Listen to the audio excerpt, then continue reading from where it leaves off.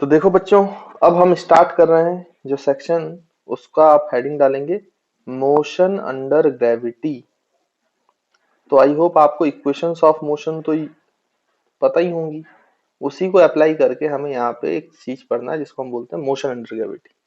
अब motion under gravity का क्या मतलब है कि बच्चों होगा क्या कि यहाँ पर अगर मैं केस वन की बात करूं, दो केसेस में हम स्टडी कर लेते हैं। तो पहले केस की अगर मैं बात करूं, तो अगर आपने किसी पार्टिकल को ऐसे ऊपर की तरफ फेंका, मान लीजिए इनिशियल वेलोसिटी u से, तो ये पार्टिकल आप जानते हो कि ऐसे ऊपर जाएगा, लेकिन एक्सेलरेशन ड्यू टू ग्रेविटी तो नीचे की तरफ लग रहा है ना बच्चों, towards the centre of earth. तो ये हमेशा एक्सेलरेशन जो है वो नीचे की तरफ होगा।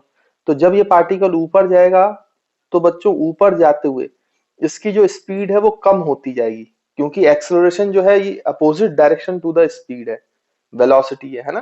तो आपको पता है कि जब वेलोसिटी और एक्सेलरेशन अपोजिट डायरेक्शन में होते हैं तो स्पीड जो है, मैग्नीट्यूड ऑफ वेलोसिटी जो है, स्पीड जो है वो कम होती है। फिर एक समय ऐसा आएगा कि टॉप मोस्ट पॉइंट पे जब ये पहुंचेगा, तो वहां पे पार्टिकल की वेलोसिटी जीरो हो जाएगी टॉप मोस्ट पॉइंट पर, और फिर वो यू टर्न लेगा यहाँ पे, यू टर्न, और यू टर्न लेकर फिर वो नीचे आएगा। लेकिन जैसे यू टर्न लेगा तो वेलोसिटी अब नीचे हो जाएगी, और एक्सेलरेशन ड्यू टू ग्रेविटी तो हमेशा ही नीचे है, हमेशा ही नीचे है। तो अब इसकी रफ्तार जो है नीचे आते हुए बढ़ेगी बच्चों, इंक्रीज होगी, और फिर ये वापस ग्राउंड पे आ जाएगा, है ना। तो किसी पार्टिकल को आपने ग्राउंड से फेंका ऊपर की तरफ, तो क्योंकि इफेक्ट ऑफ ग्रेविटी है, इसलिए हम इसको पढ़ रहे हैं मोशन अंडर ग्रेविटी की हेडिंग के अंदर। और ये ऊपर जाएगा तो नीचे एक्सेलरेशन लगेगा, तो ऊपर जाते हुए इसकी रफ्तार कम होगी, क्योंकि वेलोसिटी और एक्सेलरेशन अपोजिट डायरेक्शन में। एक्सेलरेशन तो हमेशा ही नीचे की तरफ है बच्चों। यहाँ पे टॉप मोस्ट पॉइंट पे देखो, टॉप मोस्ट पॉइंट पे वेलोसिटी भले ही जीरो है, लेकिन यहाँ पे भी एक्सेलरेशन ड्यू टू ग्रेविटी नीचे की तरफ है और जी है। और हम ये मान रहे हैं कि जी कांस्टेंट है, डेट इज 9.8, क्योंकि मैंने आपको बताया कि 10-15 किलोमीटर तक आप पार्टिकल को तो फेंक नहीं सकते हो। तो near the surface of earth, मैंने आपको बताया था कि हाइट अगर बहुत छोटी है, लगभग लगभग 10-15 किलोमीटर, तो आप जी को एज्यूम कर सकते हो कांस्टेंट की तरह, है ना। तो हम यहाँ पे लिख सकते हैं कि वी एज्यूम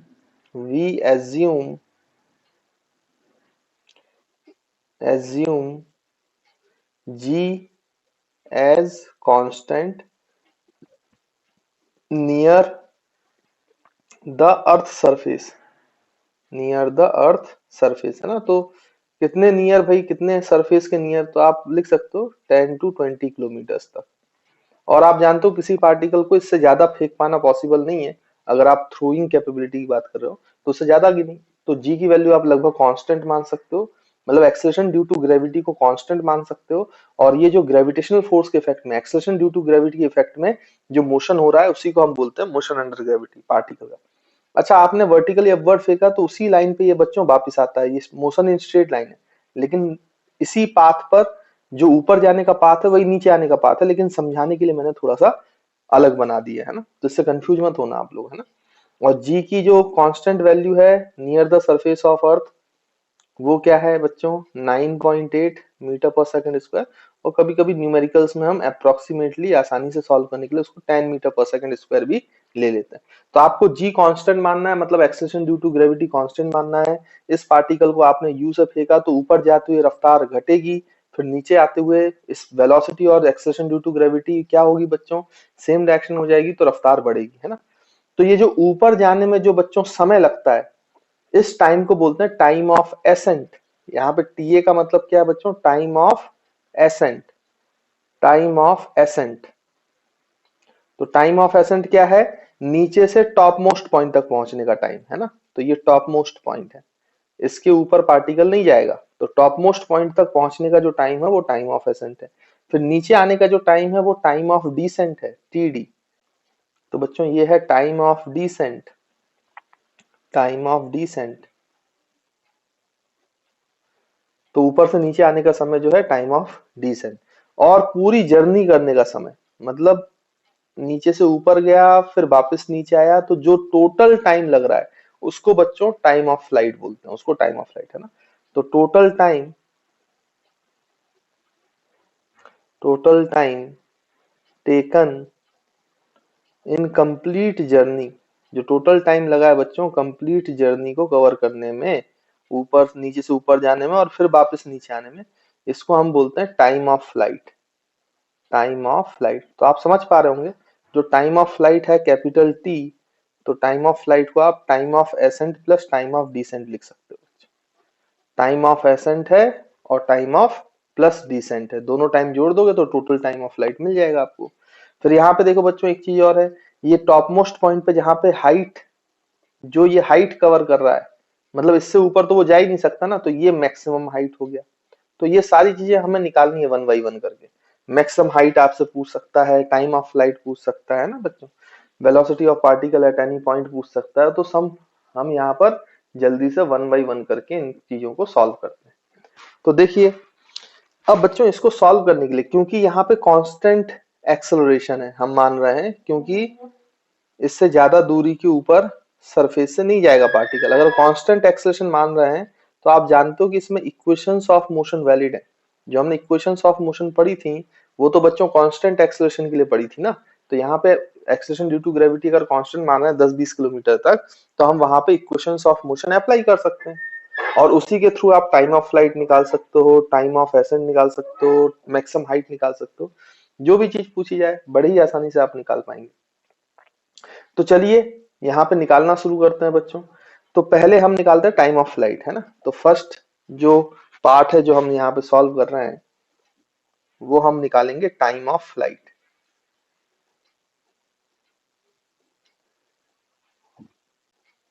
कैपिटल टी। अब देखिए बच्चों जब हम टाइम ऑफ फ्लाइट निकालेंगे तो हमेशा याद रखना यहाँ पे एक साइन कन्वेंशन हमें लेना पड़ेगा ताकि प्लस माइनस की गलती ना हो। तो किताबों में अलग अलग साइन कन्वेंशन दिया रहता है, लेकिन मैं जो आपको बता रहा हूँ वो याद रखें, आपके हर सवाल सॉल्व हो जाएंगे, है ना। तो जहां से आप पार्टिकल को फेंकते हैं बच्चों, थ्रो करते हैं, उसको हमेशा ओरिजिन मानो और उसके ऊपर की डायरेक्शन को पॉजिटिव मान लो और नीचे की डायरेक्शन को हमेशा नेगेटिव मान लो। ये हमें मान लेना चाहिए। जहां से ही पार्टिकल को फेंका गया उसको ओरिजिन मानो, ऊपर की डायरेक्शन अगर आपने पॉजिटिव ली है तो नीचे की डायरेक्शन को क्या मानो बच्चों, नेगेटिव मानो। ये हमारा साइन कन्वेंशन है। अब ध्यान से देखो टाइम ऑफ फ्लाइट क्या होगा भाई, तो नीचे से ऊपर गया और ऊपर से नीचे आया तो टाइम ऑफ फ्लाइट है ना। तो अगर पार्टिकल ए से ऊपर गया था तो वापस ए पे ही आ गया, तो टोटल टाइम में इसका डिस्प्लेसमेंट कितना हुआ बच्चों, 0। भाई जहां से चला था वहीं पहुंच गया ना टाइम ऑफ फ्लाइट के बाद, तो डिस्प्लेसमेंट इन वाई एक्सिस कितना हुआ बच्चों, 0। यानी हम बोल सकते हैं कि जब डिस्प्लेसमेंट 0 हुआ होगा तो जो टाइम हुआ होगा वही टाइम ऑफ फ्लाइट के बराबर हुआ होगा। और इनिशियल वेलोसिटी प्लस यू है। प्लस यू क्यों बच्चों, क्योंकि ऊपर की तरफ है और ऊपर वाली डायरेक्शन हमने क्या माना है, पॉजिटिव, तो प्लस यू लिखेंगे। फिर आपका एक्सेलरेशन आपको पता ही है, एक्सेलरेशन जो है वो माइनस जी है। माइनस जी क्यों बोल रहा हूं मैं, क्योंकि माइनस जी इसलिए बोल रहा हूं क्योंकि एक्सेलरेशन की डायरेक्शन जो है वो नेगेटिव डायरेक्शन में नीचे की तरफ है ना। नीचे की डायरेक्शन को हमने क्या माना हुआ है, नेगेटिव डायरेक्शन, इसलिए जी को ए को माइनस जी ले रहा है।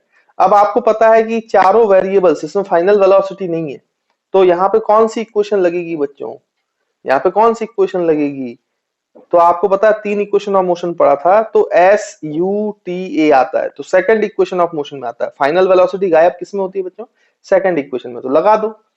तो हम यहाँ पे लिख सकते हैं S equals to u t plus half a t square. अब सारी वैल्यूज पुट करो जो हमने लिखी हैं। डिस्प्लेसमेंट जब 0 हो गया तो टाइम जो है वो टाइम ऑफ फ्लाइट के बराबर हो गया।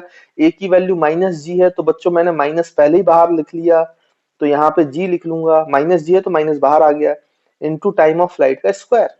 आप इसको इधर ले आओ तो ये हो जाएगा half g t square is equals to u t, तो टी ने टी को मार दिया, यहाँ पर कितना बचा बच्चों, टाइम ऑफ फ्लाइट 2u/g। तो या तो आप ये फॉर्मूला याद रखो या तो ये अप्रोच याद रखो। इस तरीके से किसी भी सवाल में टाइम ऑफ फ्लाइट पूछा जाए तो आपको सॉल्व करते बनना चाहिए, है ना बच्चों। तो आई होप आपको मेरे ख्याल से इसमें कोई समस्या नहीं होगी, है ना। इसके बाद हम देखो बच्चों मैक्सिमम हाइट, हम टाइम ऑफ एसेंट की बात करते हैं। अगर मैं आपसे बोलूं कि टाइम ऑफ एसेंट निकालो, second calculation, time of ascent, तो टाइम ऑफ एसेंट कैसे निकाला जाएगा बच्चों, टी ए, तो उसको कैसे निकालेंगे, तो देखो यहां पर यहाँ पे टाइम ऑफ एसेंट ऊपर है ना टॉप मोस्ट पॉइंट पे, जब फाइनल वेलोसिटी जीरो हो गई, यानी इनिशियल वेलोसिटी यू है और फाइनल वेलोसिटी जीरो हो जाए, तो जो टाइम लगेगा वही तो टाइम ऑफ एसेंट है, वही तो टाइम ऑफ एसेंट है। और एक्सेलरेशन हमेशा क्या है, नीचे की तरफ, मतलब माइनस जी, नीचे की डायरेक्शन तो माइनस माना हुआ है ना हमने, नेगेटिव, तो माइनस जी। तो यहाँ पे आप फर्स्ट इक्वेशन ऑफ मोशन लगा दो, क्योंकि इसमें डिस्प्लेसमेंट गायब है। तो फर्स्ट इक्वेशन ऑफ मोशन आप लगाओगे तो v जो होगा बच्चों, v is equal to u plus a t. तो यहाँ पे v की वैल्यू जीरो है, u की वैल्यू u है, a की वैल्यू माइनस जी है, और t की वैल्यू टाइम ऑफ एसेंट है, टाइम ऑफ एसेंट।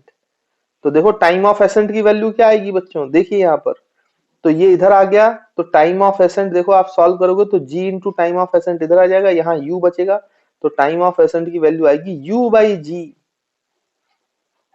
अरे ये टाइम ऑफ एसेंट तो u बाई जी है, और ये जो टाइम ऑफ एसेंट है u बाई जी, ये तो बच्चों टाइम ऑफ फ्लाइट का हाफ है, टाइम ऑफ फ्लाइट का हाफ है। और देखो अगर आपको टाइम ऑफ डिसेंट निकालना है तो इस इक्वेशन से निकाल लो, भाई time of descent is equal to time of flight minus time of ascent. तो टाइम ऑफ फ्लाइट में से टाइम ऑफ एसेंट घटा दो तो टाइम ऑफ डिसेंट मिलेगा, लेकिन इसका हाफ है तो टाइम ऑफ डिसेंट भी तो वही आएगा, u बाई जी। देखो 2u बाई जी में से माइनस u बाई जी करो, u बाई जी फिर से आ जाएगा, मतलब टाइम ऑफ एसेंट जो है वो टाइम ऑफ डिसेंट के बराबर है, और ये दोनों जो बराबर हैं ये half of time of flight के बराबर है, मतलब t बाई टू के बराबर। तो ये रिलेशन है time of ascent, time of descent और टाइम ऑफ फ्लाइट में। आई होप आपको ये रिलेशन भी बच्चों क्लियर होगा, समझ में आया होगा। तो टाइम ऑफ एसेंट और टाइम ऑफ डिसेंट बराबर होते हैं, और टाइम ऑफ फ्लाइट के हाफ होते हैं, या फिर time of flight two times of time of ascent होता है, या time of flight two times of time of descent होता है। और ये बाकी मैंने आपको कैलकुलेशन से प्रूफ कर दिया है, तो मेरे ख्याल से इसमें कोई दिक्कत नहीं है। अब देखिए बच्चों और क्या इसमें पूछ रहा है वो भी हम निकाल के देख लेते हैं। मैक्सिमम हाइट एच मैक्स है ना बच्चों, तो हमें एच मैक्स निकालना है। तो एच मैक्स कैसे निकालेंगे, तो फिर से जो आपकी इनिशियल वेलोसिटी है वो u है, और जब मैक्सिमम हाइट पे है मतलब टॉप मोस्ट पॉइंट पे है, तो डिस्प्लेसमेंट जो है वो एच मैक्स के बराबर है, और आपका जो वेलोसिटी है वो टॉप मोस्ट पॉइंट पे जीरो हो गया, मतलब इनिशियल वेलोसिटी u हो और फाइनल वेलोसिटी जीरो हो गया है टॉप मोस्ट पॉइंट पर, तो आपका जो बच्चों क्या है, डिस्प्लेसमेंट है वो एच मैक्स के बराबर आ जाएगा, है ना। और जो एक्सेलरेशन है वो तो माइनस जी है, क्योंकि जी तो हमेशा नीचे लग रहा है, तो उसको नेगेटिव डायरेक्शन माना है हमने, तो ए जो है वो माइनस जी है। अब आप ध्यान से देखो तो यहाँ पे आप इसको निकाल सकते हैं स्टूडेंट्स, यहाँ पे कौन सी इक्वेशन ऑफ मोशन लगाएंगे, थर्ड इक्वेशन ऑफ मोशन, तो लगा लो भाई, v square minus u square equals to two a s, यहाँ पे लिखें फॉर्मूले में zero minus u square is equal to two into minus g into s, s is h max. तो जीरो को लिखने का मतलब तो है नहीं, तो minus u square is equal to minus two g h max. तो यहाँ पे देखो ये और ये कैंसिल, तो एच मैक्स की वैल्यू देखें बच्चों, h max is equals to जो है वो हो जाएगा u square by two g. देखिए u square by two g, देखो कितनी आसानी से आपका आंसर आ गया। तो इस तरीके से आप क्या कर सकते हो बच्चों, आंसर निकाल सकते हो, मेरे ख्याल से कोई समस्या नहीं होगी, है ना। तो ये एच मैक्स का फॉर्मूला भी आप चाहे तो याद रख सकते हैं, और अगर फॉर्मूला याद नहीं रखना है तो ऑब्वियस सी बात है आप क्या कर सकते हो बच्चों, यहाँ पर इस अप्रोच को अप्लाई कर सकते हो, है ना। बाकी फॉर्मूला याद होगा तो बहुत जल्दी आप न्यूमेरिकल सॉल्व कर लोगे, इसलिए फॉर्मूला भी इंपॉर्टेंट है ना। तो यहाँ तक आप जल्दी से नोट करें, फिर आगे बढ़ते हैं। बच्चों एक और इम्पोर्टेंट पॉइंट की अगर हम बात करें तो इसमें आप ये याद रखें कि जब किसी पार्टिकल को थ्रो किया जाता है यू वेलोसिटी से, इनिशियल स्पीड u से, तो टॉप मोस्ट पॉइंट पे पहुंच के उसकी रफ्तार जीरो होती है और फिर वो वापस आता है। जब वापस ग्राउंड पे टकराते वाला रहता है तब भी उसकी रफ्तार नीचे की तरफ u ही होती है। तो हम चाहें तो इस बात को प्रूव भी कर सकते हैं। देखिए कैसे प्रूफ करेंगे, हमें ऊपर से नीचे आने में जो टाइम लगा, टाइम ऑफ डिसेंट, उसकी वैल्यू तो पता है ना, टाइम ऑफ फ्लाइट का हाफ है, यानी u बाई जी है, और इसको आप v1 मान लो, फाइनल वेलोसिटी को v1 मान लो। तो आप एक काम करें कि इसको प्रूफ करने के लिए मैं प्रूफ करके ही बताता हूं आपको, तो किताबों में लिखा हुआ मिलेगा। तो यहाँ पे देखो इस पॉइंट को आप a मान लो और इस पॉइंट को आप b मान लो। तो जो पार्टिकल मोशन कर रहा है वो a से b कर रहा है, a से b। तो a पर इनिशियल वेलोसिटी जो है वो v हो गया, तो जीरो हो जाएगा, और यहाँ पर फाइनल वेलोसिटी जो है बच्चों वो कितना है, v1 है। तो हम जरा इसकी वैल्यू निकालें कि इसकी वैल्यू कितनी आती है बच्चों। तो देखो v1 की क्या वैल्यू आती है उसको हम निकालते हैं। एक काम करो, इसको b ले लो और इसको c ले लो, और जहां से पार्टिकल को फेंका था उसको a ले लेते हैं। तो हम यहाँ पे देखो निकाल के देखते हैं, तो bc को एनालाइज करें आप, तो यहाँ पे इनिशियल वेलोसिटी vc में u जो है बच्चों वो तो v के बराबर है, मतलब 0 के बराबर है। और जो फाइनल वेलोसिटी है उसको हम v1 ले लेते हैं, और जो टाइम लग रहा है टाइम ऑफ डिसेंट के बराबर है, तो u बाई जी लग रहा है ना बच्चों। और एक्सेलरेशन जो है वो आपका माइनस जी है, इसमें तो कोई दिक्कत है नहीं, एक्सेलरेशन तो हमेशा नीचे की तरफ है, और नीचे की डायरेक्शन को हमने क्या माना हुआ है, नेगेटिव माना हुआ है, तो माइनस जी ले लेते हैं उसको। तो यहाँ पे अगर आप अप्लाई करोगे तो आप v1 की वैल्यू निकाल पाओगे। तो कैसे निकालेंगे आप, ये वाला फॉर्म लगा दो, v is equal to u plus a t. तो v जो है वो v1 के बराबर है, इज इक्वल टू यू 0 है, और ये माइनस है देखो बच्चों, minus g into time of flight d. तो v1 की वैल्यू आ जाएगी minus g into t d, g into t d. T d की वैल्यू है बच्चों कितनी, u बाई जी। तो देखो g और ये g जो है कैंसिल हो गया, तो ये आ गया माइनस यू। माइनस साइन क्या बता रहा है बच्चों, माइनस साइन ये बता रहा है कि v1 जो है, अगर u ऊपर की तरफ है तो v जो है वो नीचे की तरफ है, v1 जो है वो नीचे की तरफ है। तो देखो यहां से प्रूफ हो गया भाई, v1 is equal to minus u. तो मैग्नीट्यूड वाइज तो जब वो पार्टिकल गिर रहा है नीचे, तो at the time of hitting the ground उसकी रफ्तार वही रहेगी जो बच्चों इनिशियली आपने वो बॉल को थ्रो किया था। यानी कि अगर सोचो आप कि अगर मैं यहाँ पे किसी बॉल को 50 मीटर पर सेकंड से थ्रो करूं, तो ऑब्वियस सी बात है ये ऐसे ऊपर जाएगा और फिर ऐसे नीचे आएगा, और नीचे आने के बाद जब वो ग्राउंड से टकराने वाला होगा तब भी उसकी रफ्तार 50 मीटर पर सेकंड ही होगी, स्पीड 50 होगी, बट वेलोसिटी बदल जाएगी क्योंकि डायरेक्शन नीचे की तरफ हो जाएगा। तो डायरेक्शन वाइज अपोजिट है, बट मैग्नीट्यूड वाइज जो है वो सेम है। इसलिए मैंने बोला कि आप अगर u वेलोसिटी से किसी पार्टिकल को फेंकते हो तो जब वो नीचे आती है तो वो भी u वेलोसिटी से नीचे टकराता है वो, है ना। तो ये एक बड़ा इंपॉर्टेंट पॉइंट है जो आपको याद रखना चाहिए, ध्यान में रखना चाहिए। अच्छा, केवल ये यहाँ पे नहीं होता है, अगर आप सेम हाइट पे कहीं भी चले जाओ, जैसे मैं आपसे बोलूं कि ये पार्टिकल को आपने u से फेंका और ये पार्टिकल का पाथ ऐसा है, तो अगर आप एक पर्टिकुलर हाइट h पे चले जाते हो बच्चों और उस हाइट पे देखते हो, तो वहां पर दो बार दो वेलोसिटीज होंगी, एक उस हाइट पे ऊपर की तरफ जाने वाली, और एक ऐसे नीचे की तरफ आने वाली। तो बच्चों ये जो ऊपर की तरफ जाने वाली रफ्तार है, अगर मैं उसको बोलूं v1, तो उसी हाइट पर नीचे आने वाली रफ्तार भी v1 होती है। ये सेम हाइट पर हर जगह पे सेम है, वेलोसिटी अलग होती है क्योंकि एक की डायरेक्शन ऊपर है तो एक की डायरेक्शन नीचे है, बट दोनों की वैल्यू, दोनों का मैग्नीट्यूड हमेशा सेम रहता है। किसी भी लेवल पे देख लो आप, अगर इस लेवल पे देखोगे, अगर मैं इसी पाथ को ऐसे बनाता, इसी वाले क्वेश्चन में ये u से फेंका जाता पार्टिकल, तो अगर ये कोई दूसरी हाइट होती, तो अगर मैं बोलूं यहाँ पे वेलोसिटी v2 है, तो उसी सेम हाइट पे जब आएगा तब भी उसकी रफ्तार v2 होगी, वेलोसिटी बदल जाएगी नीचे की तरफ, बट रफ्तार v2 होगी, है।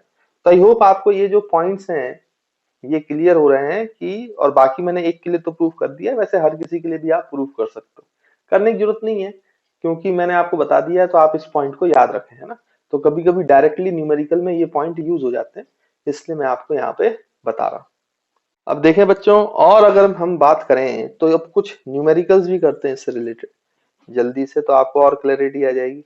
जैसे मान लीजिए कि मैं इसमें क्वेश्चन दूं, मैं आपसे बोलूं कि भाई एक पार्टिकल है, पार्टिकल को आपने 50 मीटर पर सेकंड से फेंका, तो ये ऐसे ऊपर गया, फिर ये ऐसे नीचे आया होगा, तो आपसे पहला सवाल ये पूछा गया कि find the time of flight of this particle. Second सवाल, क्या मैक्सिमम हाइट ये अचीव करेगा, ये निकालिए।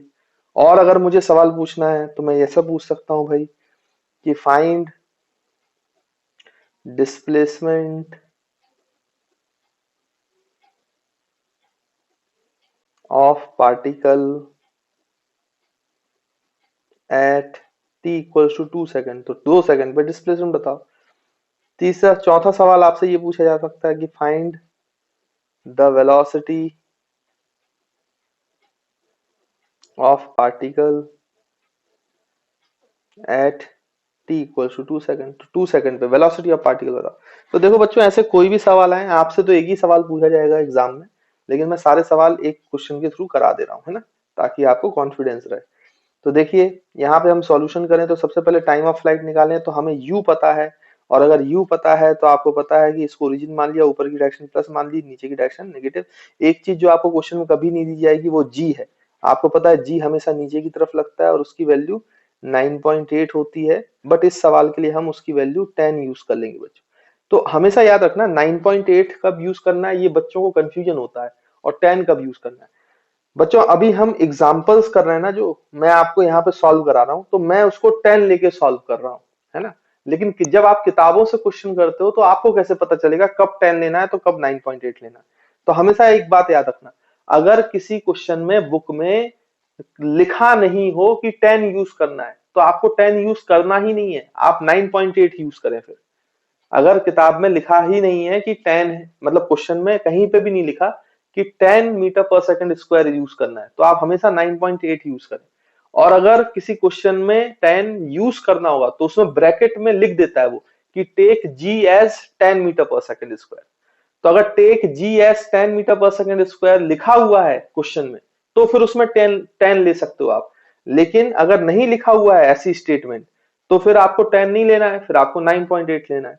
लेकिन हम जो क्वेश्चन करेंगे उसमें मैं 10 ही लूंगा, क्योंकि कैलकुलेशन तो आप कर सकते हो, मुझे सिर्फ कॉन्सेप्ट सिखाना है ना। बाकी किताबों से जब आप सवाल करें तो ध्यान रखें, जिस भी क्वेश्चन में ब्रैकेट में लिख के दिया है कि 10 यूज करो, तो फिर 10 यूज करना, और अगर लिख के नहीं दिया है तो फिर 9.8 यूज करना।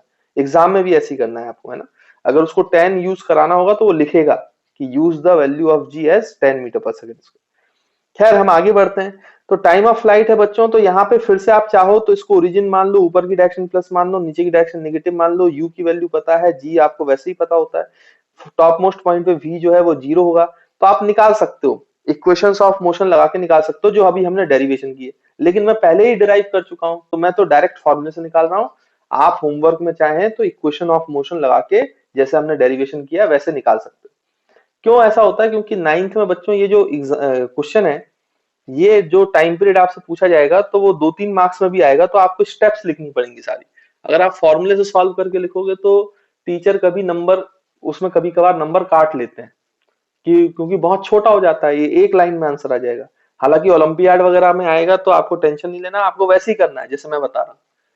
लेकिन फिर भी अगर आपके बोर्ड एग्जाम में आता है और 2-3 मार्क्स में आ जाता है और सिंपल सा क्वेश्चन पूछा है, टाइम पीरियड है, एक ही क्वेश्चन पूछा है, तो फिर आप उस स्टेप्स को फॉलो करना जो हमने डेरिवेशन में किए। तो एक बार आप घर में उससे भी सॉल्व कर लेना, तो वो ज्यादा बेनिफिशियल होता है आपके लिए। खैर मैं डायरेक्ट बता रहा हूँ। तो फर्स्ट जो आंसर है वो time of flight, time of flight का फॉर्मूला हमने 2u/g पढ़ा है, डायरेक्ट पुट करो आंसर डायरेक्ट। 2u की वैल्यू 50 और g की वैल्यू 10, तो ये आ गया 10 सेकंड। मतलब 10 सेकंड में जो पार्टिकल है वो वापस अपनी जगह पे पहुंच जाएगा। ठीक है बच्चों। उसके बाद एच मैक्स बोला है, तो एच मैक्स के लिए भी आप डेरिवेशन जो स्टेप बताई गई है वो सारे वेरिएबल्स लिखें, इक्वेशन सॉल्व करें तो आ जाएगा। यहाँ पे मैं डायरेक्ट फॉर्मूला यूज कर रहा हूँ। तो यू स्क्वायर बाई 2g है, तो यू स्क्वायर मतलब 50 इंटू 50 बाई 2 इंटू जी, जी मतलब 10। तो ये 50 कटेगा तो 25, 25 इंटू, तो ये 125 मीटर। तो देखो बच्चों ये 125 मीटर आ गया मैक्सिमम हाइट जो है।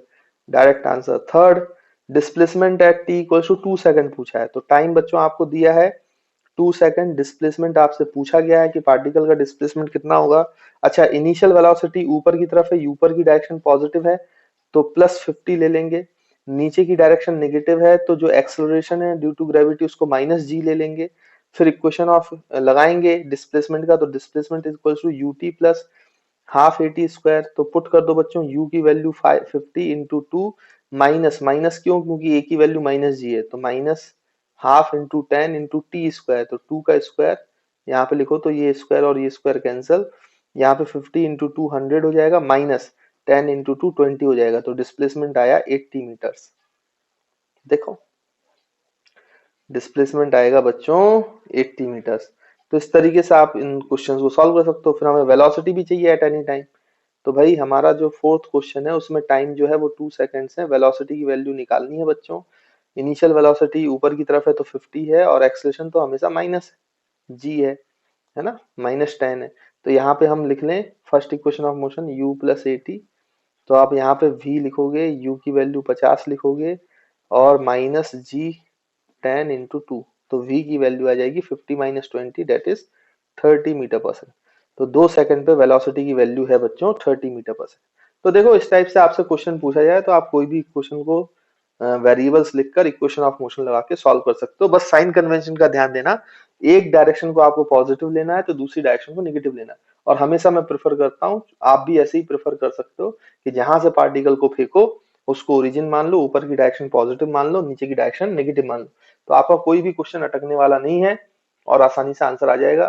तो किताबों से आप साइन कन्वेंशन फॉलो ना करें, आप सिर्फ क्वेश्चन सॉल्व करें, है ना। साइन कन्वेंशन जो मैं बता रहा हूँ उसको फॉलो करें, तो कभी भी कंफ्यूजन क्रिएट नहीं होगा आपके माइंड में। नहीं तो अलग अलग इक्वेशंस लिखी जाती हैं, आप बुक में देखोगे तो अलग इक्वेशन लिखेंगे, वो क्योंकि साइन कन्वेंशन तो प्लस माइनस का अंतर रहता है उसमें, बाकी इक्वेशन सब सही रहती है। तो जो मैं बता रहा हूँ उसको फॉलो करोगे, एक ही साइन कन्वेंशन फॉलो करो आप, आपके हर सवाल बन जाया करेंगे, है ना। तो उसमें कोई अननेसेसरी कंफ्यूजन नहीं पैदा होता है। तो आई होप आप समझ चुके हैं कि मोशन अंडर ग्रेविटी में किस टाइप के क्वेश्चंस आते हैं इस केस फर्स्ट से। तो इन क्वेश्चन को इस तरीके से सॉल्व करना होता है। तो देखिए स्टूडेंट्स, अब इसको यहाँ पे क्वेश्चन दिया है, उसमें ये क्या बोला गया कि जब पार्टिकल को फेंका गया ऊपर, उसको u वेलोसिटी से फेंका गया, और आप जानते हो कि जब पार्टिकल ऊपर जाता है तो उसकी रफ्तार कम होती है। तो रफ्तार कम होते होते कभी ना कभी वो u से आधी हुई होगी किसी हाइट पर, मतलब u/2 हो गई होगी। तो आपको बताना है जिस समय पे उसकी रफ्तार आधी हो गई u/2, तो उसकी हाइट कितनी होगी, h हमें निकालना है। अच्छा, h जो है वो मैक्सिमम हाइट बोला गया h है, कैपिटल H है। तो मैक्सिमम हाइट के टर्म्स में आपको स्मॉल h निकालना है, क्योंकि जो ऑप्शंस दिए गए थे वो कैपिटल H के टर्म्स में दिए गए थे ना। इसलिए आपको स्मॉल h जो है जिसपे रफ्तार हाफ हो जाएगी, वो वाली हाइट आपको कैपिटल H के टर्म्स में निकालनी, मैक्सिमम हाइट के टर्म्स में। अब आप ध्यान से देखें तो कई बार बच्चे ऐसा सोचते हैं कि भाई इनिशियल वेलोसिटी जो है वो u है, और जब h हाइट पे पहुंचेगा तो वेलोसिटी टॉप मोस्ट पॉइंट पे 0 हो जाएगी। तो ऑब्वियस सी बात है कि अगर वेलोसिटी को हाफ होना है तो हाइट भी हाफ होगी, तो h must be equal to h/2। तो एक ऑप्शन h/2 होता है। लेकिन बच्चों ये सोच गलत है, यहाँ पे ये आंसर नहीं, ये नहीं सोचना है। यहाँ पे लीनियर वेरिएशन नहीं है भाई। तो ये पहली बात तो अपने मन से हटा दो, ऐसा कोई कॉन्सेप्ट आपको नहीं लगाना है कि h हाइट में वेलोसिटी 0 हो गई तो हाफ हाइट में वेलोसिटी आधी हो जाएगी। ऐसा लॉजिक नहीं लगाना बच्चों। यहाँ पे इक्वेशंस ऑफ मोशन होते हैं तो वो लीनियर नहीं होते हैं, वो स्क्वायर के टर्म्स में भी चलती है इक्वेशंस ऑफ मोशन। खैर, निकालना क्या है, प्रॉपर तरीका कैसा है वो मैं आपको बता देता हूँ।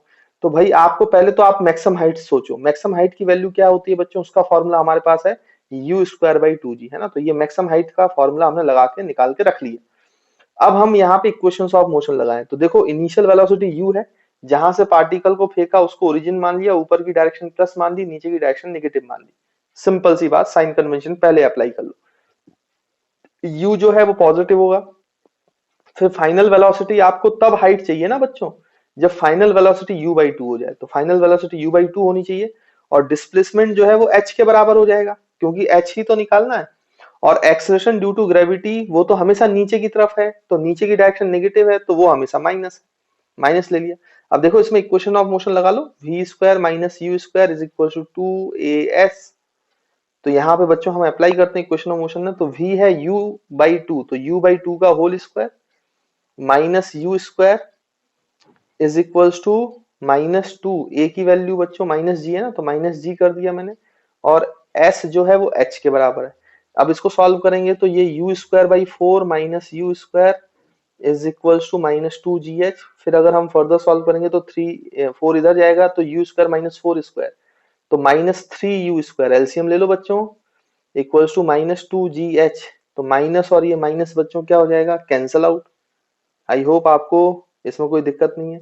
फिर ये जो 2g है ये u² के नीचे आ जाएगा, तो h की वैल्यू आ जाएगी 3/4, बाहर लिख लो बच्चों। यहाँ पे ऊपर u² बचा और ये 2g जो h के साथ था वो डिनोमिनेटर में आ गया, डिनोमिनेटर में आ गया, है ना। तो u²/2g, u²/2g है क्या, ये तो मैक्सिमम हाइट है। तो मैक्सिमम हाइट का यहाँ पे वैल्यू रख दो, u²/2g को मैक्सिमम हाइट रख दो। तो देखो h जो है वो कैपिटल H के टर्म्स में आ गया, 3h/4। तो this is the answer to our problem. तो ये आंसर है बच्चों अपने क्वेश्चन का। यानी कि मैक्सिमम h/2 पे वेलोसिटी हाफ नहीं होगी, नहीं ये सोचना गलत है। 3h/4 पर वेलोसिटी हाफ होगी, क्योंकि यहाँ पे स्क्वायर में रिलेशन होते हैं, लीनियर रिलेशन नहीं है। तो ऐसा आपको सोचना नहीं है, ऐसा करना नहीं है ना, जनरली ये बच्चे गलती करते हैं, तो वो मैं आपको बता रहा हूँ। तो इस तरीके से आपको ये क्वेश्चन को सॉल्व करना है और आंसर निकालना है। तो देखो बच्चों, यहाँ पे और क्या क्वेश्चन पूछा जा सकता है। आपसे ये बोल सकता है कि भाई मान लीजिए कि एक पार्टिकल है, पार्टिकल को ऊपर की तरफ फेंका, यू से फेंका, फिर उसके बाद वो ऐसे ऊपर जाएगा, तो उसकी मैक्सिमम हाइट जो है बच्चों वो अगर h है, तो आपसे पूछा जब ये पार्टिकल हाइट के हाफ में होगा, h/2 पे होगा, मैक्सिमम हाइट के हाफ में होगा, तब उसकी कुछ वेलोसिटी होगी ना पार्टिकल की v, तो वो वेलोसिटी स्पीड कितनी होगी ये आपको बताना है। देखो जैसे मैंने आपको बताया था कि हाफ वेलोसिटी h/2 पे नहीं होती, तो h/2 पे कुछ तो वेलोसिटी होगी, हाफ तो ये h इक्वल टू 3h/4 पे होती है, तो h/2 पे कुछ तो वेलोसिटी होगी। अब वो पूछ रहा है आपसे कि कितनी वेलोसिटी होगी, ये निकालना है आपको। तो चलिए इसको भी सॉल्व करते हैं जल्दी से। तो आपको पता है सॉल्यूशन अगर हम यहाँ पे करेंगे बच्चों, तो आपको पता है कि h की वैल्यू जो है वो कितनी हो जाती है स्टूडेंट्स, u²/2g। लेकिन यहाँ पे जो डिस्प्लेसमेंट है वो h/2 है, h/2 है मतलब u²/2g तो है इंटू 2, तो ये 4g हो जाएगा।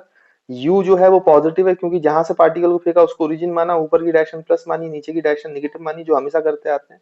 तो u प्लस है, v आपको निकालना है, और a की वैल्यू जो है बच्चों वो -g है, ये सब पता है आपको। फिर से इक्वेशन लगा लो, v² - u² equal to 2as। तो v हमें निकालना है, तो यहाँ पे v² - u² तो है ही, इक्वल्स टू 2a, a की वैल्यू बच्चों -g इंटू s जो है वो h/2 है, और यहाँ से अगर देखें तो ये u²/4g है। तो यहाँ से देखो अगर इसको फर्दर सॉल्व किया जाए तो ये हो जाएगा v² में निकालना -u², इसको सॉल्व कर लेते हैं। तो ये g और ये g बच्चों कैंसिल हो जाएगा, देखो ये कैंसिल हो जाएगा, और ये 2 और ये कैंसिल हो जाएगा, तो ये 2 बचेगा। तो यहाँ से देखो कितना हो जाएगा, ये -u²/2, u²/2।